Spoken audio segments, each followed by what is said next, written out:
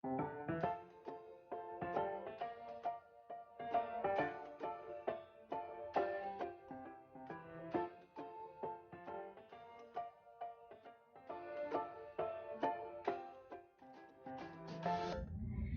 morning guys, Teacher A here and welcome to Gurong Pinay sa Amerika. So for today, ang lesson natin ay multiplication of numbers with two decimal place factors. So ibig sabihin, pag-aaralan natin ngayon kung paano ba mag-multiply ng decimals na kung saan yung mga minumultiply natin ay merong two decimal places. So simulan na natin sa ating learning task number 1. So, learning task number 1, ang sabi, put the decimal point in the correct place. Add 0 if needed. So, kumbaga, na-solve na siya. Ang problema na lang is, doon sa final answer, nasaan yung decimal point. So, paano ba natin gagawin yon? So, first step is, bilangin natin kung ilan ang decimal places ng minumultiply nating decimals. So, pagbibilang, mula sa decimal point, papunta sa kanan. Again, from the decimal point, going to the right. Okay? So, yung unang number natin, we have here 1, 2. So, dalawa yung places niya, two decimal places. And then, yung second factor natin, yung pangalawang minumultiply, count din natin, 1, 2. There. So, pagkatapos bilangin yung decimal places ng mga factors, second step, i-add natin lahat. Ilang decimal places meron tayo sa minumultiply? So, lahat-lahat meron tayong 4.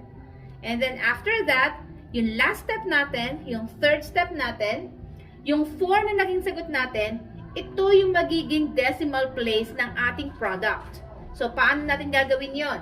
This time, it's the opposite.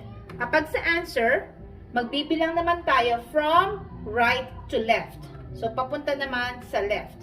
Kailangan may 4 decimal places. So, from here, 1, 2, 3, 4. Point. So, therefore, ang answer natin ay, we have 3, and then point, 1, 1, 6, 0. Okay? So, ganun lang siya kasimple. Okay? Next, number 2. Same thing. First step natin, i-count natin yung decimal places ng factors natin. So, we have 1, 2. So, dalawa. Again, that's going to the right. And then, 1, 2. Dalawa din. Second step, i-add natin. Ilan lahat ng decimal places ng factors or ng minumultiply? So, 4. Third step, itong 4 na to, magka-count tayo ng 4 na places from right to left doon sa final answer natin. So, we have 1, 2, 3, 4. Point.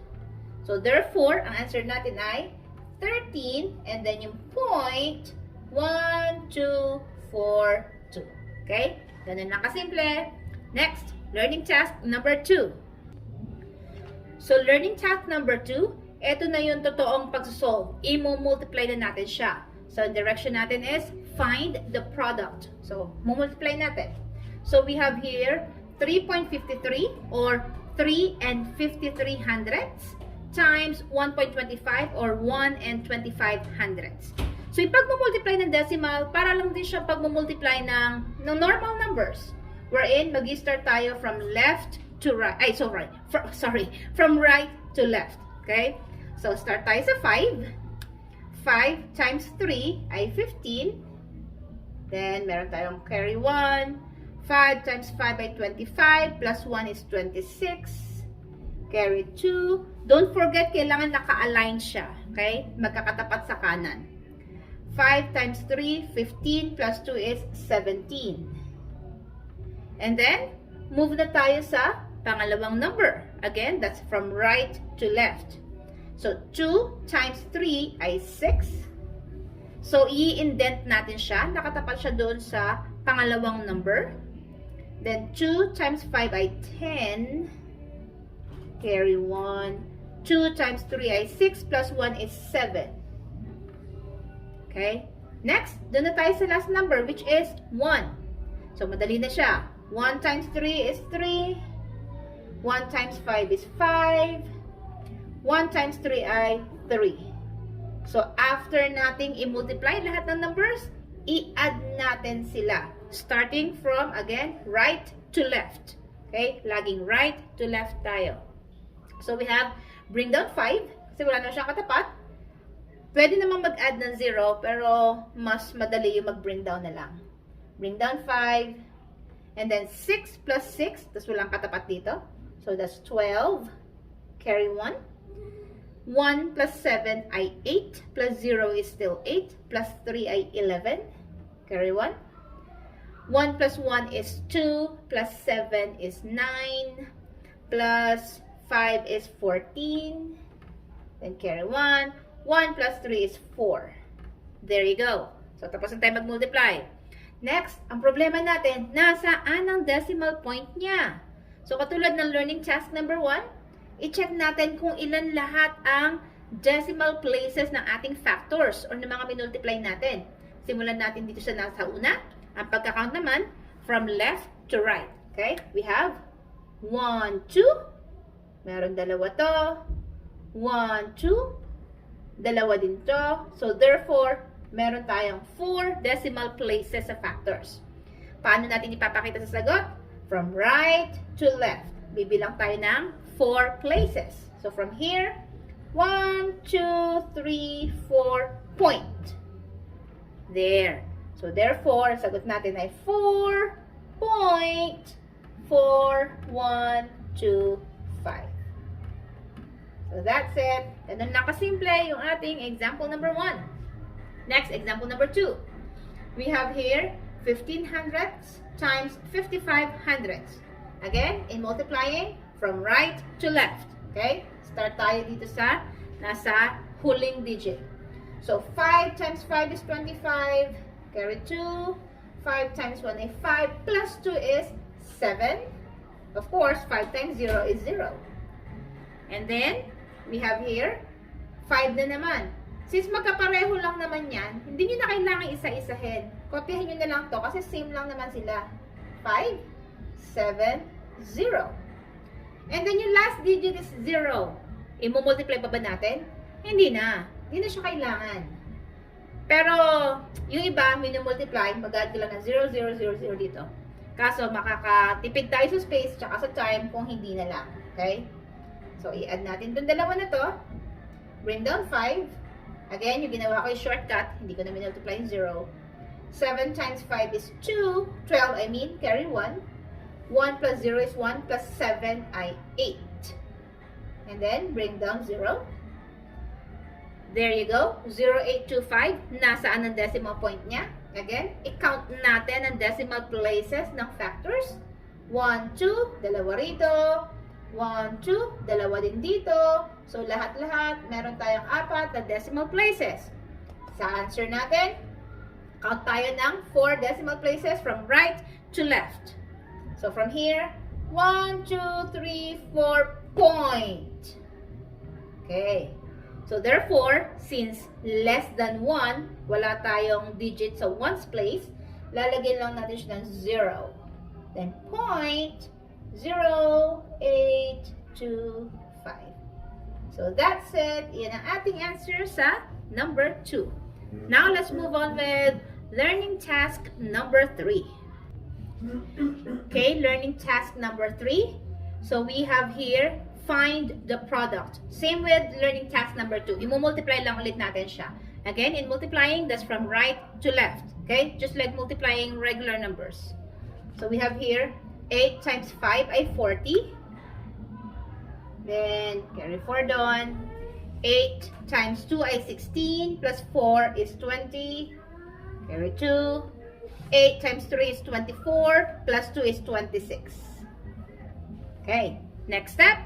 Nasaan ang decimal point sa ating answer? Check natin yung decimal places ng factors. So, yung first factor natin, merong 1, 2. So, 2 decimal places. Yung second factor natin is 8, whole number. Wala siyang decimal point. Actually, nandito yung decimal point niya, pero hindi na yung kinakount. Kasi nasa kanan na siya. Okay? So, therefore, meron tayong 2 decimal places. So, paano natin ipapakita sa ating answer? Mag-count tayo ng 2 places from right to left. Pakaliwa tayo. So from here, 1, 2, point. So we have here 26. Isusulat pa ba natin yung 0.00? Hindi na. I-drop na natin yun kasi puro zeros na siya. So yung final answer natin is a whole number, which is 26.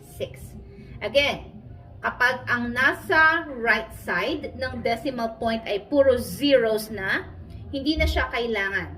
Ang magiging final answer natin is a whole number. Okay? Next, number 2. 3 and 24 hundredths times 36.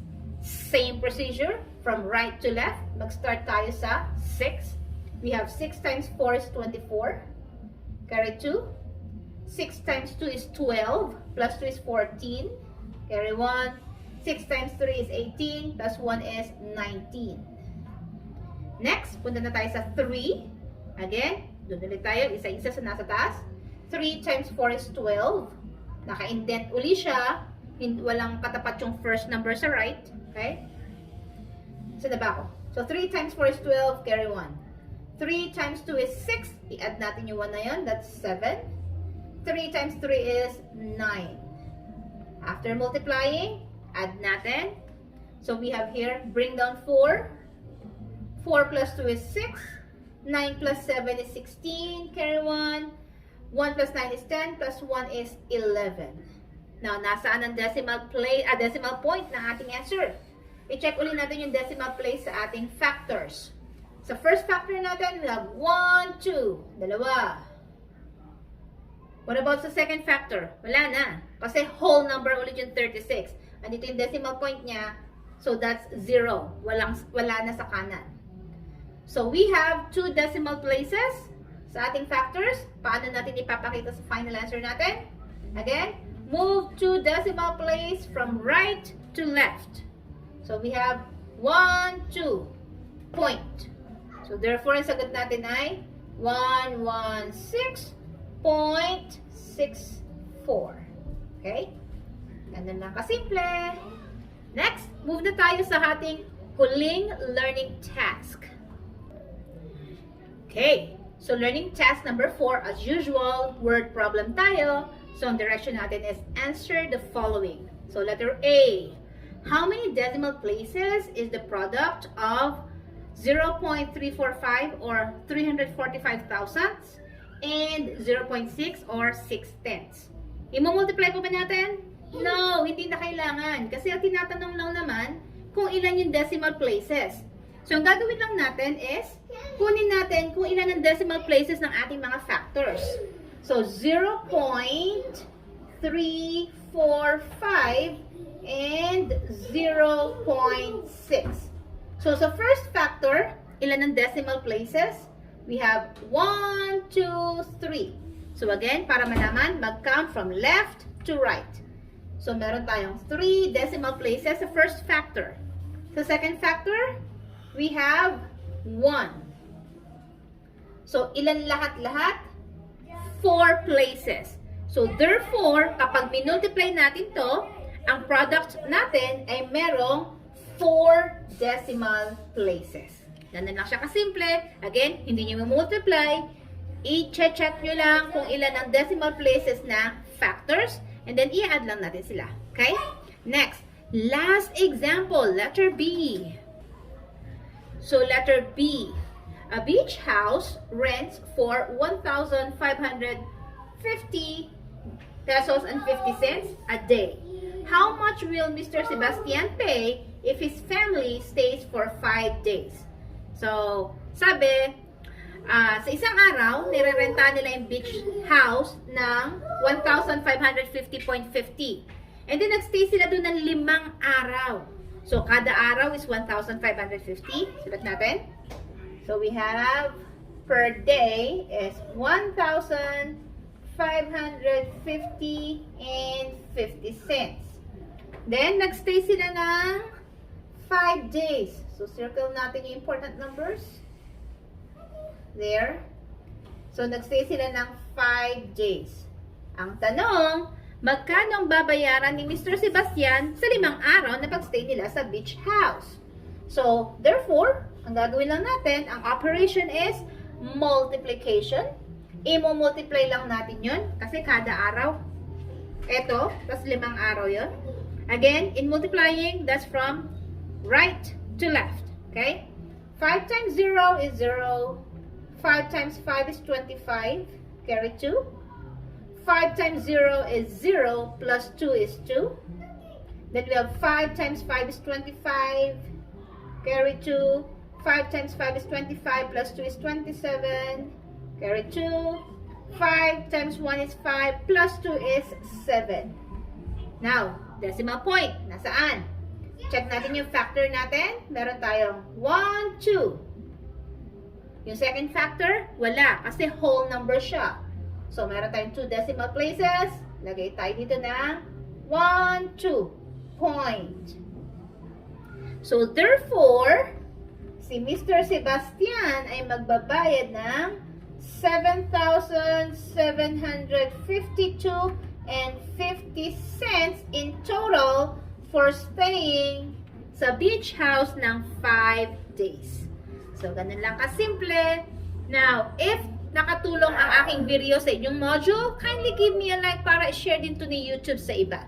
So, kung meron kayong questions, PM nyo na lang ako. Kung meron kayong module na gusto nyo gawan ko ng video, kindly PM me, G Loyam, that's my FB, or Gurong Pinay sa Amerika, yun ang aking FB page. Okay? So, please, if you are not yet a member of my community, kindly subscribe para updated kayo sa ating mga video na ginagawa. So, that's it for today. See you on my next video. Paalam!